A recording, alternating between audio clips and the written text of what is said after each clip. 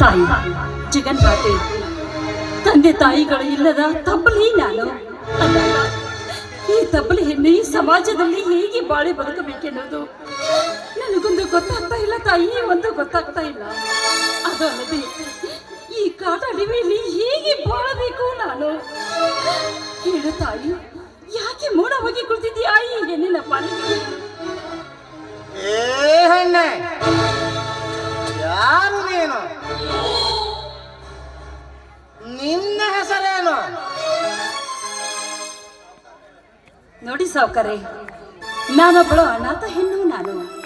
ಅಂದಹಾಗೆ ನನ್ನ ಹೆಸರು ಸುಮತಿ ಅಂತ.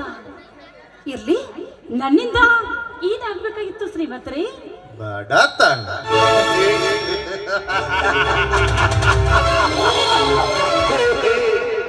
ಲೇ ಸುಮತಿ, ಬಡತನದಲ್ಲಿ ಬೆಳೆದ ನಿನಗೆ ಈ ಸಾಹುಕಾರ ಸಾಕಾಗುವಷ್ಟು ಹಣವನ್ನು ಕೊಡುತ್ತಾನೆ.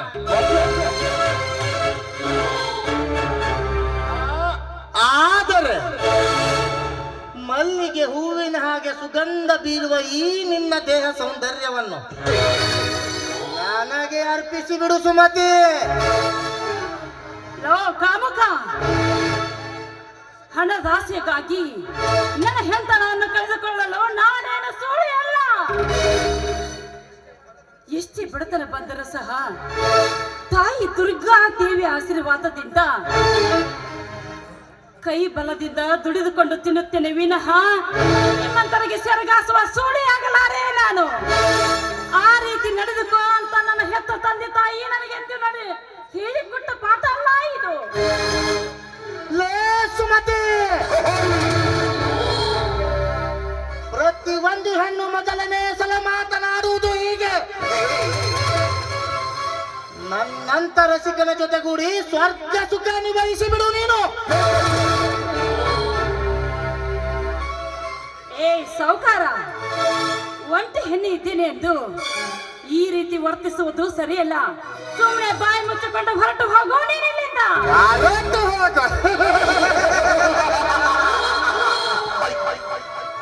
ಲೇ ಸುಮತಿ,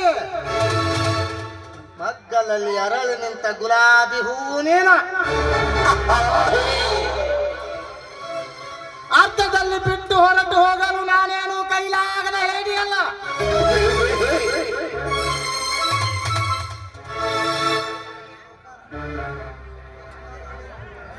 ಸುತ್ತ 16 ಹಳ್ಳಿಗೆ ಸಾಹುಕಾರ ಈ ನರಸಿಂಹಗೌಡ.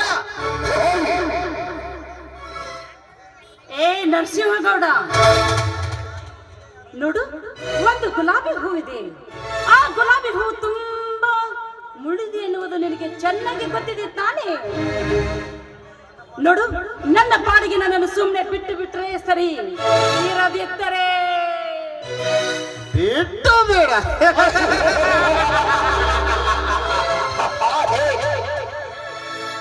ಲೇ ಸುಮತಿ, ಏನು ನಿನ್ನ ಪಳಪಳ ಹೊಳೆಯುವ ಕಣ್ಣು, ಮುದ್ದಾದ ಮನಸ್ಸಿನ ಈ ನಿನ್ನ ಮುದ್ದು ಮುಖ, ರಂಬೆ ಊರ್ವಶಿ ಮೇನಕೆಯನ್ನು ಮೀರಿಸುವಂತ ಈ ನಿನ್ನ ಮೈ ಮಾಟ, ಅಂತವರಲ್ಲಿ ಈ ನಿನ್ನ ಶೀಲವನ್ನು ಸೆವೆಯಲಾರದೆ ಬಿಡಲಾರ ಈ ನರಸಿಂಹಗೌಡ. ಸಾಕರೆ, ನಾನೊಬ್ಬಳ ಅನಾಥ ಹೆಣ್ಣು. ದಯವಿಟ್ಟು ನನ್ನನ್ನು ಏನು ಮಾಡಬೇಡಿ. ಯಾಕೆಂದ್ರೆ ನನ್ನನ್ನು ನಿಮ್ಮ ತಂಗಿ ಅಂತ ತಿಳಿದುಕೊಂಡು ನನ್ನ ಪಾಡಿಗೆ ನನ್ನನ್ನು ಬಿಟ್ಟು ಬಿಡಿ. ನಿಮಗೆ ಕೈ ಮುಗಿದು ಕೇಳಿಕೊಳ್ತಾ ಇದ್ದೀನಿ ನಾನು.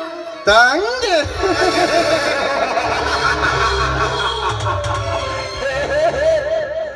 ಲೇ ಸುಮತಿ, ನೀನೇನು ನಮ್ಮಪ್ಪನ ರಕ್ತ ಹುಟ್ಟಿದವಳು ಅಲ್ಲ. ಮೇಲಾಗಿ ನೀನೇನು ನನ್ನ ತಂಗಿಯೂ ಅಲ್ಲ. ನೀನೇನೇ ಹೇಳಿ ಬೇಡಿಕೊಂಡರೂ ನಿನ್ನನ್ನು ಬಿಡುವ ಮಾತೇ ಇಲ್ಲ.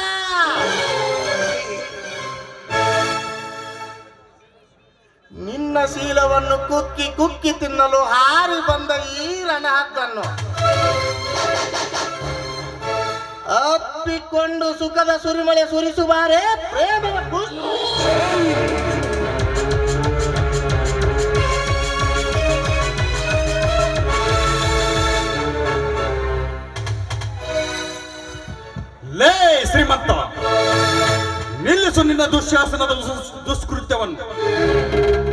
ಒಂಟಿ ಹೆಣ್ಣು ಸಿಕ್ಕಿದ್ದಾಳೆಂದು ಆ ನಾರಿಯ ಮೇಲೆ ಬಲಾತ್ಕಾರ ಮಾಡಲು ಮುಂದಾಗಿದ್ದೆಯೋ ಯೋಗ್ಯ.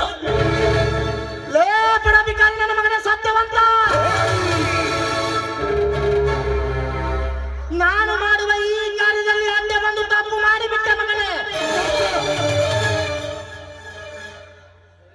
ಸೈಲೆಂಟ್ ಆಗಿ ಹೇಳ್ತೀನಿ, ಹೊರಟು ಹೋಗಲೇ ನಿನಗೆ ಒಳ್ಳೆಯದು. ಇಲ್ಲವಾದರೆ ನಿನ್ನ ಪ್ರಾಣವನ್ನು ತೆಗೆಯಲು ಹಿಂಜರಿಯುವುದಿಲ್ಲ ಈ ನರಸಿಂಹಗೌಡ. ಲೇ ಸೌಕರ್, ನನ್ನಿಂದ ಒಂದು ಹೆಣ್ಣಿನ ಶೀಲ ಉಳಿಯುತ್ತದೆ ಅಂದ್ರೆ ನನ್ನ ಪ್ರಾಣ ಹೋದ್ರ ಪರವಾಗಿಲ್ಲ. ಪ್ರಾಣ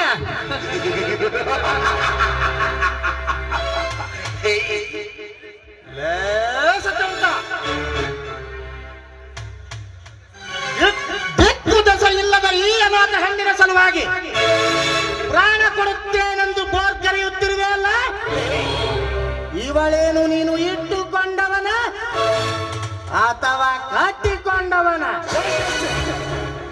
ಲೇ ಸೊಕ್ಕಿನ ಮಗನೇ ನರಸಿಂಹೇಗೌಡ, ಈ ಪವಿತ್ರವಾದ ಹೆಣ್ಣು ಮಗುವಿನ ಬಗ್ಗೆ ಇಷ್ಟೊಂದು ಕೀಳಾಗಿ ಮಾತನಾಡುತ್ತಿರುವೆಯಲ್ಲ, ನಿನಗೇನೋ ಗೊತ್ತೋ ಹೆಣ್ಣಿನ ಬೆಲೆ? ನಿನ್ನನ್ನು ಈ ಭೂಮಿಗೆ ತಂದ ನಿನ್ನ ತಾಯಿ ಕೂಡ ಇವಳ ಹಾಗೆ ಒಂದು ಹೆಣ್ಣು. ಅದನ್ನರಿತುಕೊಂಡು ಮಾತನಾಡು.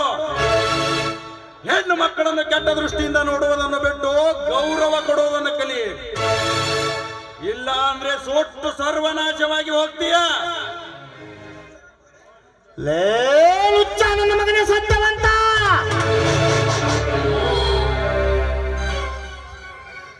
ಸುತ್ತ 16 ಹಳ್ಳಿಯ ಜನರು ಶರಣೆಂದು ಸಲಾಂ ಮಾಡಿ ನಾನು ಹೇಳಿದ ವಾಕ್ಯವನ್ನು ವೇದ ವಾಕ್ಯ ಎಂದು ತಿಳಿದುಕೊಂಡಿರುವಾಗ ಆಫ್ಟರ್ ಆಲ್ ನೀನು ಈ ಸಾಹುಕಾರನಿಗೆ ಬಾಯಿಗೆ ಬಂದಂತೆ ಮಾತನಾಡುತ್ತಿರುವೆ ಅಲ್ಲ, ಇನ್ನು ಮುಂದೆ ನಿನ್ನನ್ನು ಸುಮ್ಮನೆ ಬಿಡುವ ಮಾತೇ ಇಲ್ಲ. ಅನಾಥಳು ಅನಾಥಳು ಎಂದು ಹೇಳುತ್ತಿರುವೆಯಲ್ಲ, ಈಗ ನೋಡು.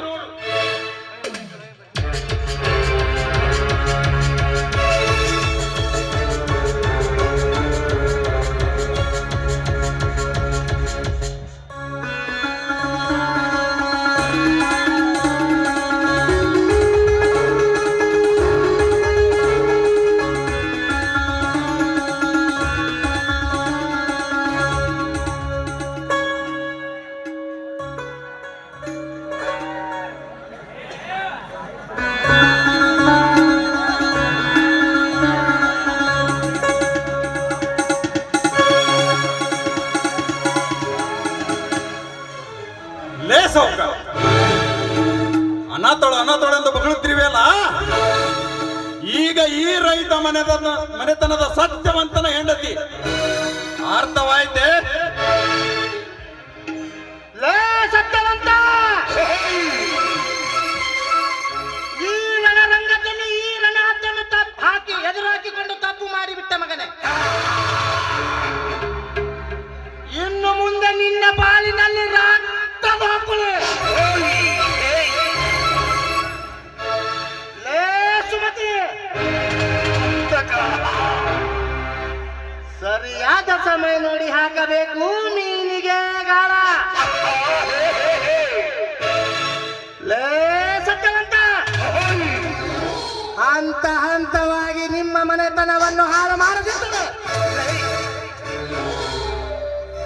ನನ್ನ ಹೆಸರು ಉಗ್ರ ಸ್ವರೂಪಿಯಾದ ಉಗ್ರ ನರಸಿಂಹಗೌಡನೇ ಅಲ್ಲ. ಲೇ ಸುಮತಿ, ನಿನ್ನದು ಮದುವೆಯಾಯಿತೆಂದು ಇಷ್ಟಕ್ಕೆ ಬಿಡುತ್ತೇನೆಂದು ತಿಳಿದುಕೊಳ್ಳಬೇಡ. ಕವಿ ಬರೆದ ನಾಟಕದಲ್ಲಿ ರಣರಂಗದಲ್ಲಿ ರಣಹದ್ದುಗಳ ಹಾರಾಟ ಏನೆಂದು ತೋರಿಸದೆ ಹೋದರೆ ನನ್ನ ಹೆಸರು ನರಸಿಂಹಗೌಡನೇ ಅಲ್ಲ.